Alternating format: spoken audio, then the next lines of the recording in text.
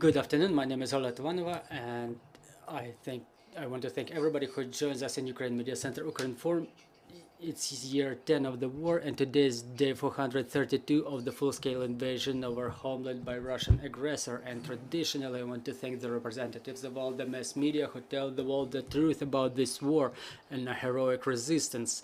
Now we will be talking about Mykolaiv region. Joining us online is the military governor of Mykolaiv region, Vitalii Kyiv.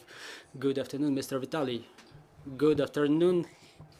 Good to see you. Good afternoon, Mr. Vitalii. I would like to start a conversation with the current situation in the city and the region and on the mitigation of the aftermath of the bombardment that Mykolaiv region suffered on the 27th of April. The situation is stable. For the last day there were two bombardments around 2 o'clock in the night in Ochakiv community, no casualties and destructions.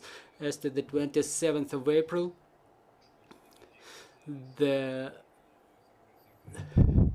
damaged buildings are being locked down.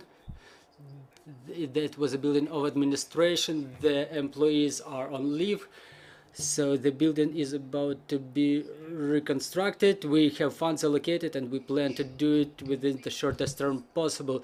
Regarding the people who were injured, what is the situation with them? What's the number of such people, and were they be provided medical aid? Yes, all the medical help was provided. The number of the injured people did not change. There were about 20 people who were receiving medical aid right on spot, like minor scratches, and the number of those injured to the medium scale did not change, thanks God. As to the scale of destruction and those people, was the destruction so massive that people were left without their homes, and if there are cases like that, was the issue of their temporary bulletin solved? Well, for what I know, there were two families addressing the administration for bulletin, and that problem was solved immediately. The examination of the scale of damage is undergoing, and the building is about to be reconstructed. Another two buildings that were heavily damaged, the situation will be different with them.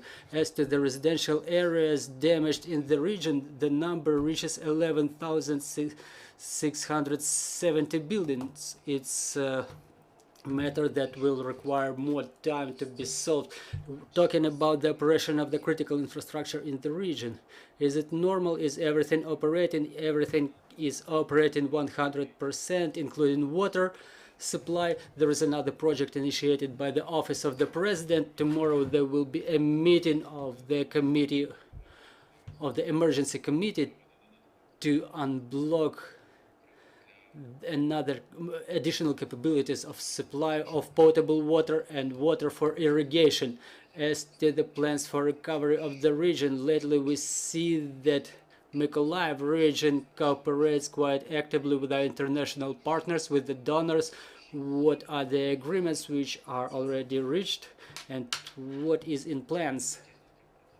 Well, we cooperate quite closely with international organizations and the governments of the countries, which we appreciate a lot. Mykolaiv, the city and the region, receives a lot of support, a lot of aid, and now we're in negotiation about the number of facilities, educational facilities and medical facilities, which will be reconstructed at cost of our international partners. The offices of regional, the Office of Foreign Affairs of the Office of President is in the finalizing its negotiations, which will add us more capabilities in our negotiations with the international organizations. Denmark and Kazakhstan, at their own cost, start reconstructing one facility each, and their engineering technical teams were inspecting the places, and they are ready to rebuild the big facilities already. As to the sowing campaign, to what extent the farmers, the agrarians of Mykolaiv region succeed in it? Well, as to the sowing campaign, the structure changed a little bit. There are more technical crops being sown because our logistics is disrupted. The ports are not operating. Logistics consumes a lot of income, a lot of proceeds, and there are also issues with the access to funding. The banks, they perceive us as a region which is situated along the front lines, so releasing the funds is not so easy. Also, about 60% of the agricultural lands are being densely mined, and the process of demining is in progress. And so the main problem for the agrarians is the price and money, so they could make more money. Well, I cannot help but asking about this season. We see that it's getting warmer in the streets, getting warmer outside, no matter all the complications, no matter the war. It is the season of leaves. Season of recreation is coming. So what is your advice in this regard for the guests and citizens of Mykolaiv and the region? Well, there is a threat of mine explosions. The forests which are close to the front lines, they will be restricted for visiting and picnics because they may be densely mined. Those which were not under occupation will be allowed for visiting. We have a lot of areas like that. As to the Black Sea, the military will not be able to let everybody use the shores of the Black Sea due to the mining again, but the internal water reservoirs will be available for recreation for all the citizens.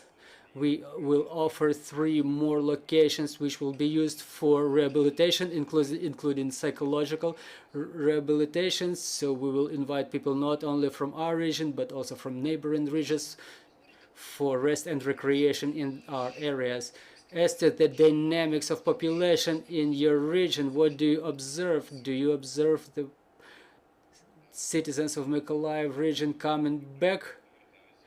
Yes, the people are coming back. I will give you an example of the regional capital itself. Before the war, the population was about 460,000. After the 24th February 2022, we had only 90,000 left. Now it's more than 400,000 people in the city, including about 30,000 from Kherson. So people keep living. The only disruptive event lately was this bombardment on the 27th. So people try to get back to their lives and live them in full. Thank you very much for joining us, for joining our broadcast. I'm reminding you, joining us was Vitalii, the military governor of Mykolaiv region. And right now our team is working on the schedule for tomorrow. So follow our announcements, bear with us, work together for our victory, and glory to Ukraine.